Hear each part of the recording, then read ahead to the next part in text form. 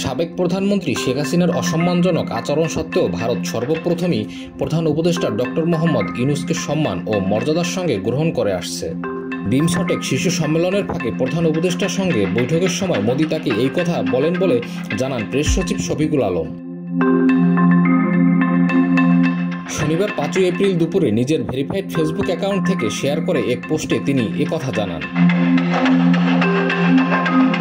পোস্টে প্রেস সচিব লিখেছেন, দ্বিপক্ষীয় বৈঠকে ভারতের প্রধানমন্ত্রী নরেন্দ্র মোদী অধ্যাপক মোহাম্মদ ইউনূসকে অত্যন্ত সম্মান প্রদর্শন করেন এবং তার কাজের প্রশংসা করেন। ভারতের সঙ্গে শেখ হাসিনার ভালো সম্পর্ক থাকলেও বৈঠকে মোদী বলেন, আমরা আপনার প্রতি তার অসম্মানজনক আচরণ দেখেছি, তবে ভারত সবসময় আপনাকে সম্মান ও মর্যাদার সঙ্গে দেখে এসেছে।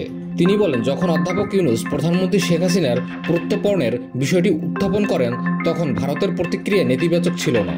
আমরা আত্মবিশ্বাসী, একদিন শেখ হাসিনাকে ঢাকায় ফিরিয়ে আনা হবে এবং আমরা শতাব্দীর সেরা বিচার প্রত্যক্ষ করব।